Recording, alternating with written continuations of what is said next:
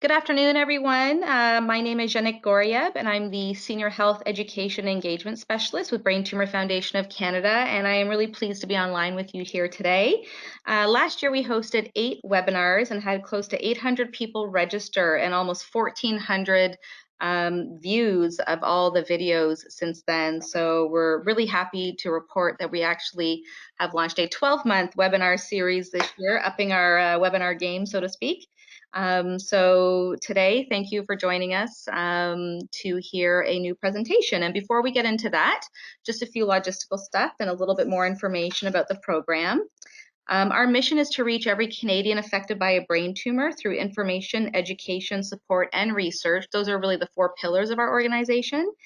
And one of our main goals is to provide current information on brain tumors for the community. So our webinar series is really just but one educational program that we do offer to you affected by brain tumors. So please make sure you check out our new website. We just launched recently at braintumor.ca, and check out all the different ways that you can educate yourself on brain tumors and all the different amazing events and programs that we do have across the country.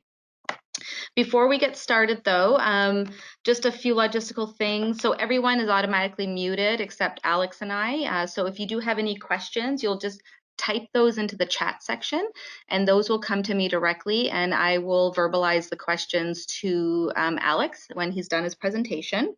If you are having a hard time hearing us, please make sure that your volume is up completely. And we always record all of the webinars, and they will be uploaded. They are uploaded to our website within a few days. So anybody who's registered for today, whether you're online or not, we will let you know when that is up on the website. And if we run out of time by any chance taking questions at the end, Alex and I will definitely follow up via email. And so just a couple of poll questions to kind of gain an understanding of who is online with us today. So if you could please choose one that best represents you today. Are you on here as a patient, survivor, a caregiver, a family member or friend, a healthcare professional, or are you a volunteer for us at Brain Tumour Foundation of Canada? So I'll give you a moment to add your answers. Okay. Need to insert some Jeopardy music here. Do, do, do, do. Okay. Okay, here we go. Everybody's done voting. So currently, Alex, 37% of the people online with us today are patient survivors, 7% are caregivers, 26% are family members or a friend, 22% are healthcare professionals, and 7% Brain Tumour Foundation of Canada volunteer. And just one other question for the audience is, how did you hear about the Brain Tumour Webinar Series? So just choose one, please. Was it through one of our emails or newsletters, social media like Facebook, Instagram, or Twitter, a family member or friend, online search, or referred to us by a healthcare professional? Give everybody a moment to answer that. Okay, thank you. And it doesn't surprise me that 50% of you heard about it through our email communications. That's awesome. So kudos to our marketing team for getting that information out there. And great, we will get started, and I will do an introduction of our presenter today. So Alex has been working directly with Dr. Lisa Porter in her research lab and team at the University of Windsor for about 4 years now, and is a recipient of Brain Tumour Foundation of Canada's 2017 Research Studentship.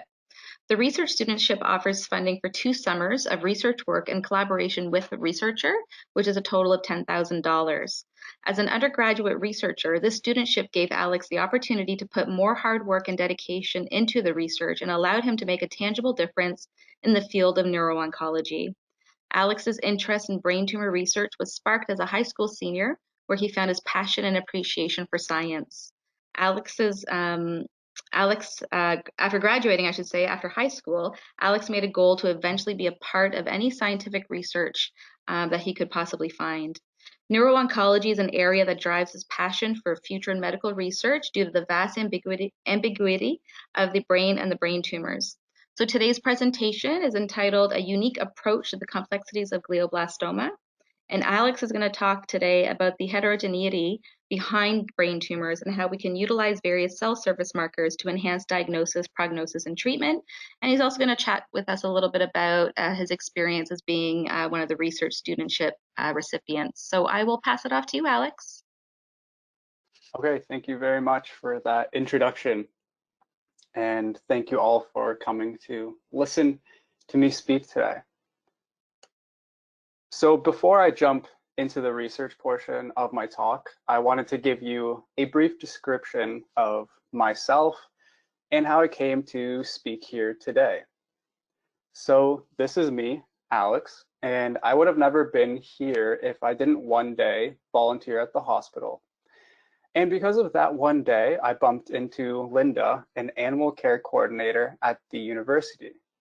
She offered me the opportunity to come and check out all the different research labs at the university. This led me to be extremely interested in the brain and cancer research as well. So I applied to Dr. Porter's lab and was subsequently interviewed. Because of my connection with Linda and my background in animal research, I already had a great reference and was ultimately accepted. After some time volunteering in the lab, the research associates took note of my curiosities, passions, and the enjoyment of the pursuit of the unknown in brain cancer research. So they encouraged me to apply for the Brain Tumour Foundation Studentship. And due to their contribution, the mentoring of my supervisor, I was fortunate enough to receive the studentship. And I'm so grateful for the experience and opportunity the studentship gave me, and I hope I can tell you a little bit more about it. But the moral of this story is that sometimes when things don't go according to plan or work out the way you anticipated, it could just be one of those little pieces that didn't perfectly come together.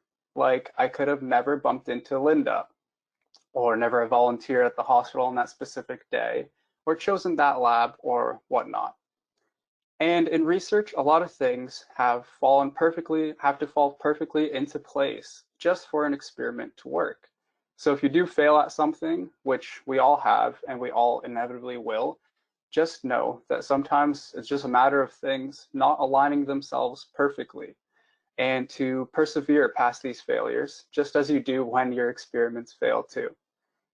But this isn't about my journey, but more about what research has given back to me, and especially this particular opportunity. Due to the studentship, I have held a job to work with the research animals at the university. I've also been able to lighten my financial burden that all of us students face.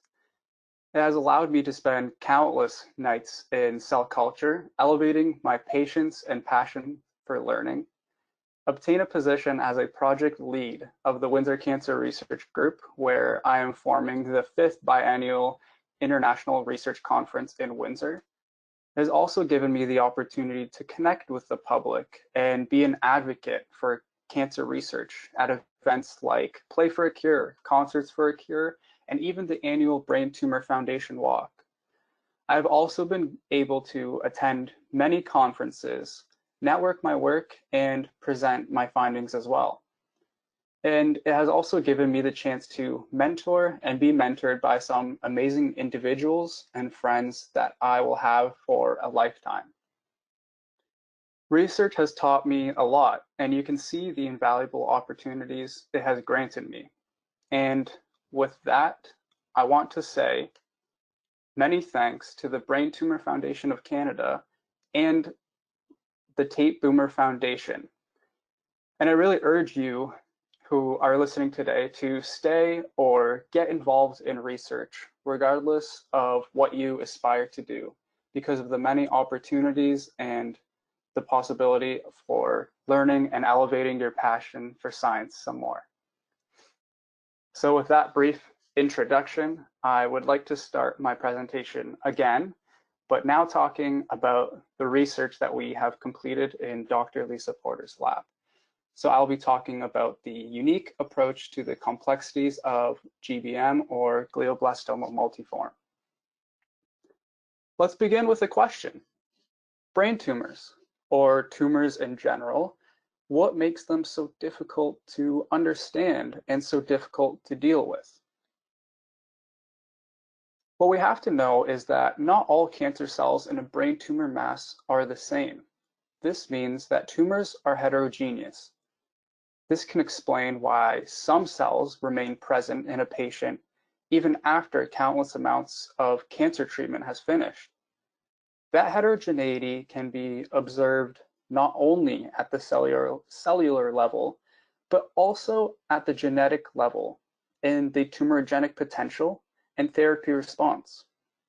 In addition, although all cells are a part of that one tumor mass, not all of them are able to propagate a tumor equally, or not all of them are playing the exact same role. There's a subset of tumor cells which exhibit very immature stem cell-like characteristics and initiate tumors when transplanted into animal models.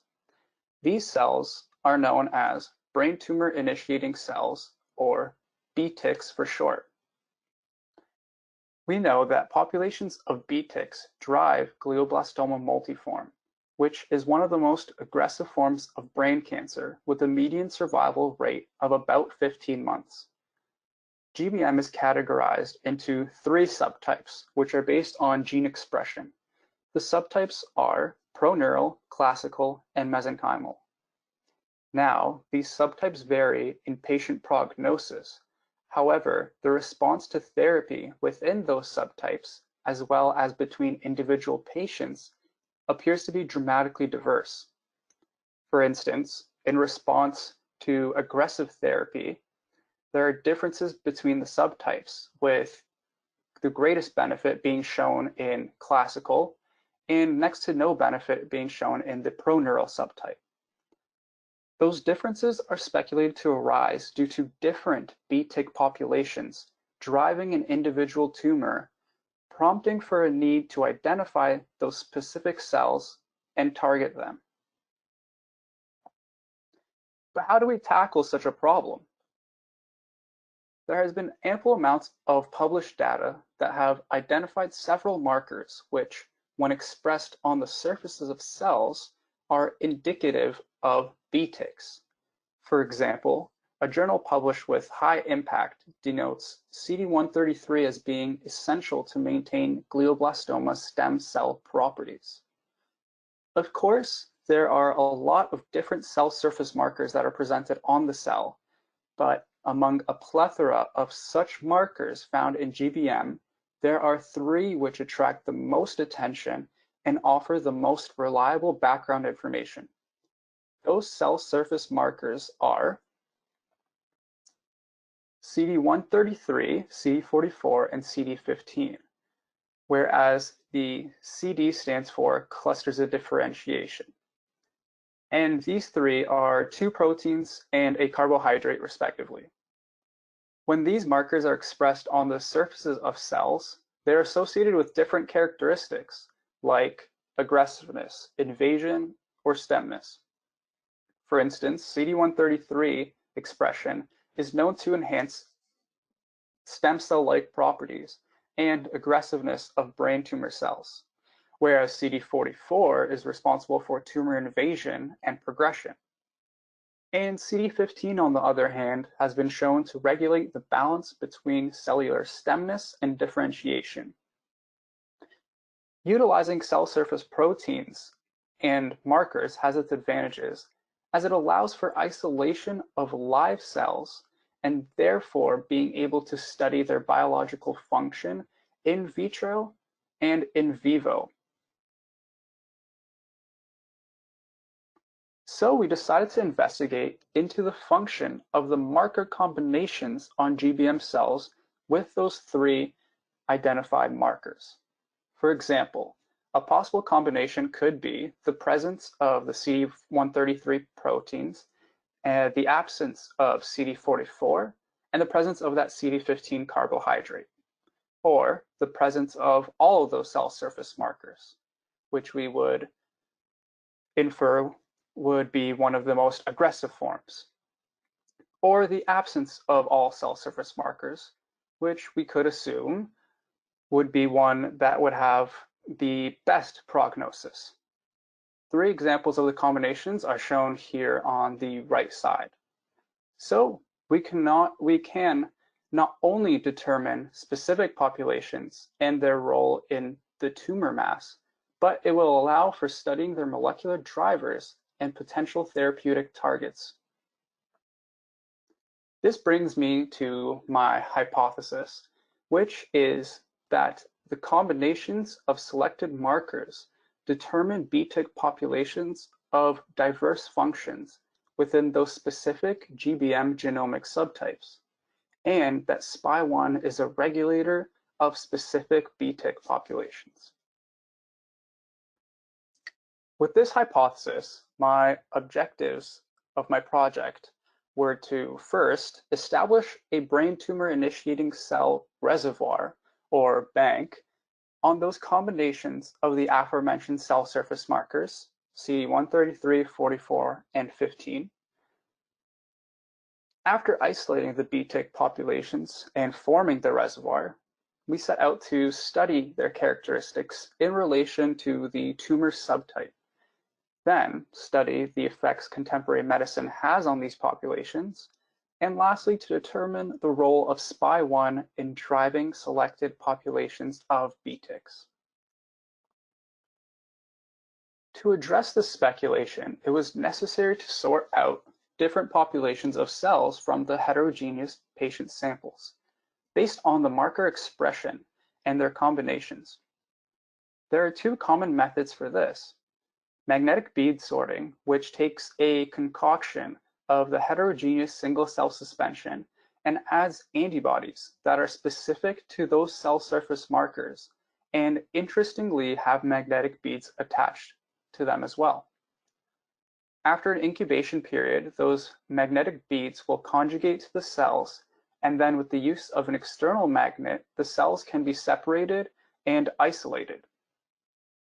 The other method, which is very similar to magnetic bead sorting, is fluorescence activated cell sorting, or FACS for short, which uses antibodies in a similar way that the magnetic bead sorting does, but instead of magnetic beads, it employs fluorescent probes, which can then be visualized and isolated with a flow cytometry sorter system. Both methods have their benefits and drawbacks, so we decided to use both in order to obtain the greatest amount and the healthiest populations we could. Using those methods, we established a brain tumor initiating cell mini bank of tens of different populations of cells, which can be further studied to determine gene expression, or can be subjected to functional assays to test their stemness, mode of division, or tumorigenic potential in vivo.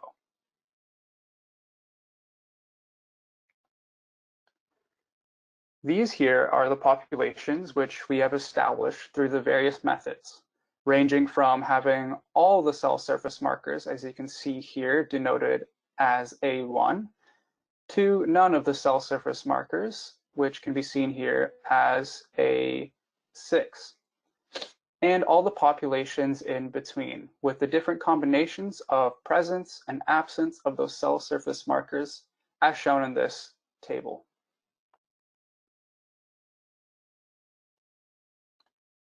So to begin my project, we established a collaboration to receive cell lines that are ideal to work with. Since commercially available GBM cell lines lack real-life relevance due to extensive propagation and are not accompanied by genomic information, we established a collaboration with Henry Ford Hospital in Detroit to obtain GBM patient-derived cells of determined subtypes. We are fortunate to receive 9 patient GBM lines, 3 lines per subtype. As you can see here, the 3 being under classical, mesenchymal, and proneural. Flow cytometry using the separate fluorescent antibodies against all 3 markers revealed obvious trends in mesenchymal and proneural subtypes. 2 out of 3 samples tested in the mesenchymal had elevated expression of both CD133 and CD44. whereas the proneural subtype was characterized by high levels of CD44 in comparison to CD133 levels. And what we saw across the board was that CD15 levels were relatively low. This shows that GBM subtypes can show distinct combinations of selected BTIC markers between the subtypes and also between patient samples.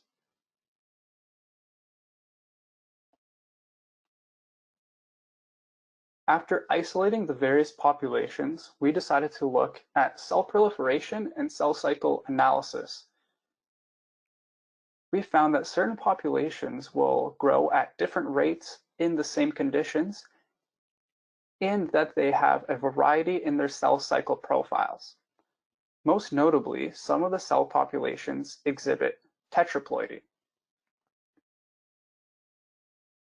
which could indicate the lack of p53 status, as the p53 status has an intrinsic capacity to eliminate tetraploid cells and suppress tumorigenesis. However, these systems were only grown in vitro and in 2 dimensions, simply in flasks and with plates with specific media. Therefore, we decided to take this a step further and employ a 3D model, an organoid. And an organoid is a miniaturized and simplified version of an organ produced in vitro in 3 dimensions that shows realistic microanatomy. So we took GBM patient cells, cultured them in specific media and conditions that would enable tumor sphere formation, taking the tumor spheres and then implementing them into an extracellular matrix that mimics the environment in a tumor. And this resulted in the growth and formation of organoids. After the formation of the organoids, we tracked the progress of them over time, looking at their growth patterns to assess for invasiveness and differences between populations. What we saw here was that different populations exhibit differences in that growth and in the invasiveness as well over time, which could be attributed to the different cell surface markers. However, one of our most interesting findings was the Hook's efflux assay. This was of utmost importance and curiosity to me specifically, because it looks at the efficacy of drugs and how drug-resistant certain populations are. Of course, this could have great potential impact on patients and contemporary medicine in the future.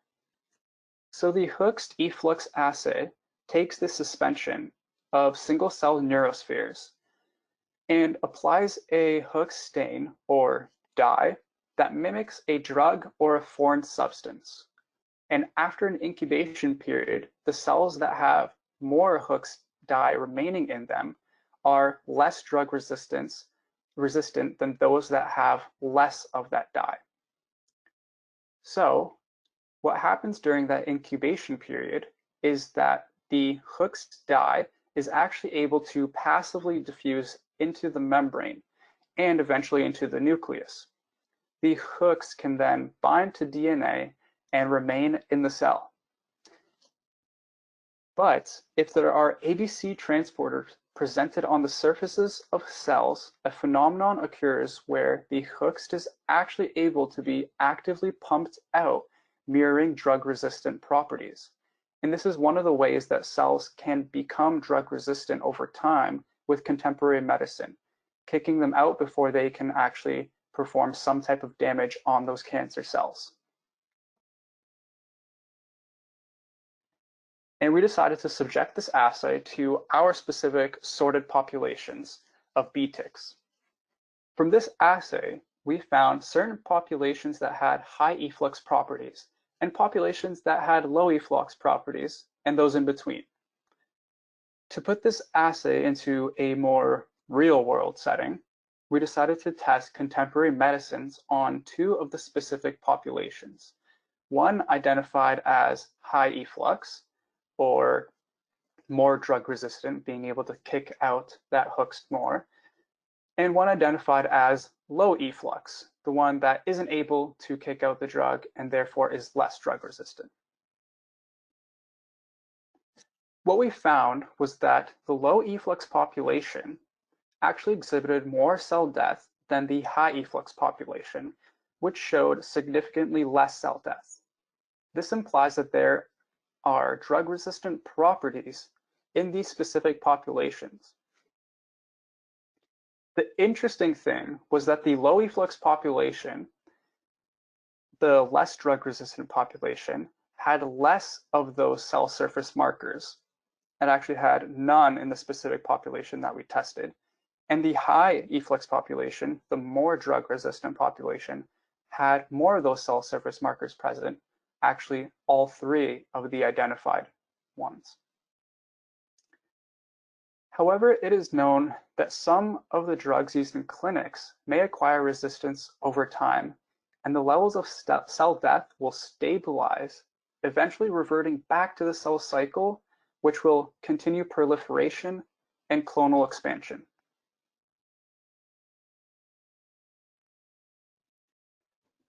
And these processes are regulated at the cell cycle.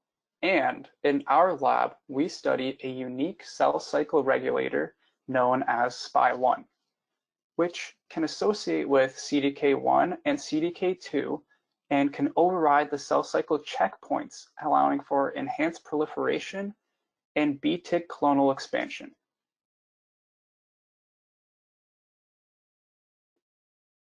When we analyze expression levels of our BTIC populations via QRT-PCR of the earlier mentioned BTIC regulator SPY1, we found that its mRNA levels are very distinctively and significantly upregulated in the minus population, or the population with CD133 and CD44 depleted, but enriched in CD15 in the proneural and mesenchymal subtypes.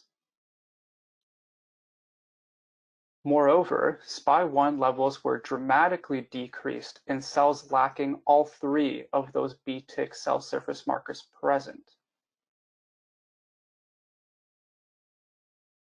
With those same cells, we looked at markers of proliferation and therapy resistance via QRT-PCR analysis.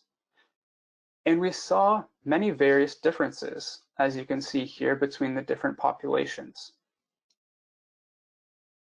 However, what was interesting was that the populations that had that SPY1, which were the minus plus populations here, also had high levels of proliferation in comparison to the population which had lower levels of SPY1, or when going from the minus plus population to the population lacking all of those cell surface markers.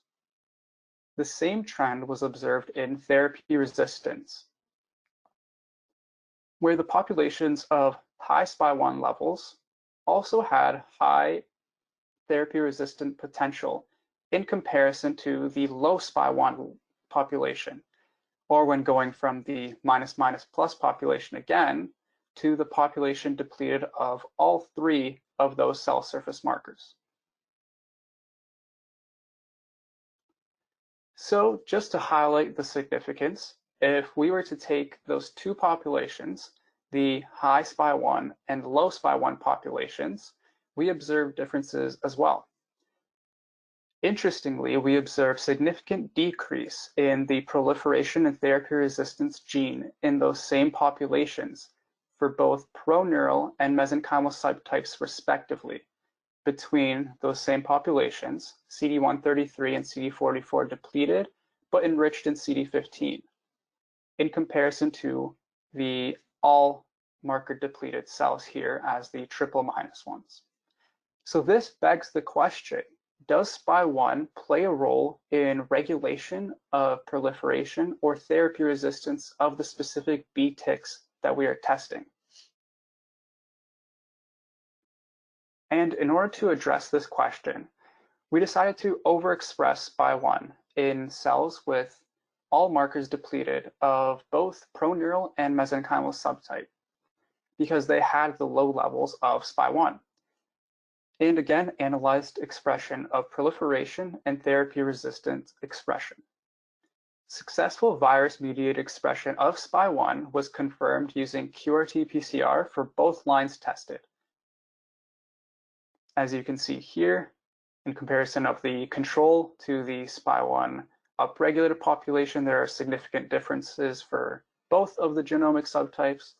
And interestingly, the increase of SPY1 levels in both lines resulted in elevated levels of both the proliferation and the therapy resistance gene expression, suggesting that specific populations of BTICs rely on SPY1 for maintaining their proliferative and therapy resistant characteristics in a subtype dependent manner.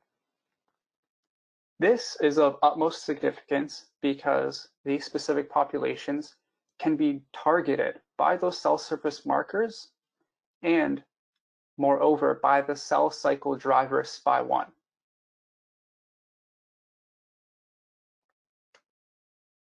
So this is where my research currently stands. And of course, there is always more work to be done, and my future directions entail expanding the pool of patient samples, testing the stability of the populations to a greater extent when cultured in vitro, to conduct further gene expression analysis and functional assays, and further manipulate SPY1 levels in additional populations with those specific cell surface marker combinations, and observe their tumorigenic potential and therapy response in vivo. And just to give the overall significance and breakdown of my project, we can take those heterogeneous GBM tumor cells that we were generously donated and received from Henry Ford and use our various cell sorting techniques based on those three cell surface markers, CD133, CD44, and CD15, to establish a reservoir or a brain tumor initiating cell bank. From this bank, we can do more analysis and even have potential collaborations in the future. We can introduce multiple different techniques to analyze the populations. For instance, in vivo analysis in mouse and zebrafish models, which are already in early stages. And we can look into these populations in vitro and obtain genomic and proteomic analysis and profiles. With the different information we obtain from these diverse techniques, we can identify signatures of these various populations. With the identified signatures of these specific populations, targets can then be developed, which will ultimately lead to the goal of this research, which is individualized novel therapies specific not only to those BTIC populations, but also to those particular patients as well. And this funding opportunity I received with the 2017 Brain Tumour Foundation Studentship has contributed to greater funding opportunities and will be continuously moved forward by them, like the CIHR grant. The funding will allow us to verify these results using in vivo models, and we will also include more global analysis, including RNA sequencing and proteomics, as well as expanding a pool of samples from our collaborators at Henry Ford of non-propagated GBM and of non-propagated GBM samples from Windsor Regional Hospital. With that being said, I just wanted to thank my supervisor, Dr. Lisa Porter, and my mentor, Dr. Dorota Lubinska, who have been so patient, compassionate, and supportive with my research and my personal goals, and I cannot thank them enough. I'd also like to thank my amazing lab family, who have always been there for me. Of course, I would like to thank you all for listening, and many thanks once again to our sponsors, and most notably the Brain Tumour Foundation of Canada for allowing for me to speak today, and the Tate Boomer Memorial Foundation for enabling all of this, my experience, my research, and my project to become possible. So thank you. Thank you so much, Alex. What a insightful presentation. Amazing work that you and Dr. Porter and the rest of the team are doing there in Windsor. And I will note that I know that Dr. Lisa Porter and Dr. Lubanska were listening in as well. I saw their names pop up. So hello, everyone. Thanks for joining us today. And there weren't any questions that have popped up yet that I think that you'd be able to answer. But one question that did come up was just in regards to research around shrinking glioblastomas. I don't know if Dr. Porter's team, if you guys are looking at that at all, or focusing more on, these types of research projects. Sorry, you said research into shrinking Shrinking glioblastoma? glioblastomas, yeah. Okay. I could see why why this could be of importance for sure. As I mentioned earlier, not all tumor cells play an equal role. So if I'm understanding correctly, shrinking could be sort of killing off the bulk of the tumor and just leaving behind those last remaining cells. We particularly my project specifically looks at trying to identify the crucial cells that are initiating and propagating that tumor. Whereas shrinking could be something that we potentially look at in the future. But moreover, we look at the genomics and proteomics of all the cells in the tumor mass and try to identify I guess you could say, more important, or the ones that are causing more damage rather than the ones making up the bulk. But I guess if you were to use contemporary medicine, and the ones that aren't drug resistant would eventually shrink the tumor. Okay, great. Thank you for answering that. And that last slide that you had with the visual of all the different steps, I thought that's a really great visual. Yeah, that's a really great visual for us to kind of see, on one page exactly what's happening. So I'm a visual learner, so I really appreciated that slide as well. So thank you. So this is amazing work that you and your team and Dr. Porter's team is doing in Windsor.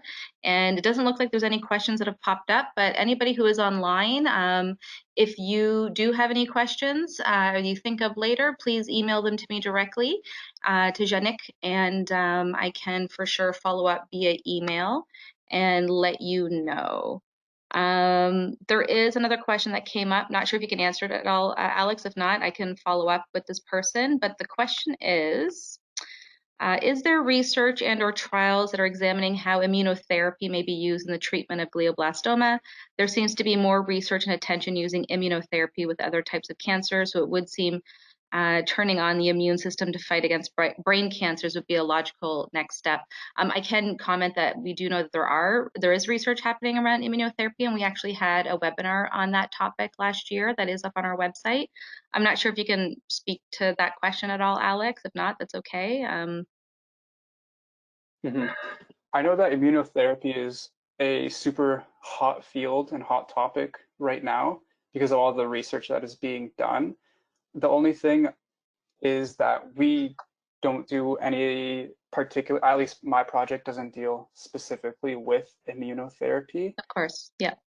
But the only thing I can really speak to is that the brain is such a sensitive region.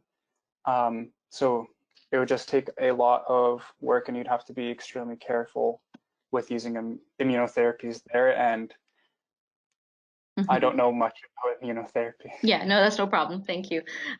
So thank you everybody for joining us today, and thank you to you, Alex, for taking time out of your busy schedule to share your knowledge and your expertise and your experience. Loved those Bitmojis you had at the beginning of your presentation with your flowcharts. That was awesome. And I do want to mention to everybody that Alex is one of 3 of our research recipients that we're highlighting this year in the 2020 webinar series. So Alex, you can stay on the line for a second, but I'm just going to switch the screen over so I can show the audience some things from the website here. So I'll switch myself over to be presenter. And just while I have everybody online here, if you go to the helpful information section at the top, click on that and just scroll down here. This is where you're going to find the rest of the webinars that are happening this year. And once again, they're all free and they're all recorded. Our next presentation is going to be in March on the 18th. with Kelly Gorforth from Dying with Dignity, talking about medical assistance in dying. That is also kind of a hot topic in our community. And we actually had the opportunity to hear this presentation, we meaning the staff at Brain Tumour Foundation of Canada, had an opportunity to hear this presentation by Kelsey, last year, and it was very well received. And also just want to mention that our brain tumor walks are now open for the year, so you can register your team, you can check to see all the different cities that are participating, and see how you can support a Brain Tumor Foundation of Canada and our efforts regarding programs and services and research here in Canada. So once again, Alex, thank you so much for joining us today, and to everybody who's jumped online, and all the best. Chat soon. Awesome. Thank you Thanks, so Alex. much again. You're welcome.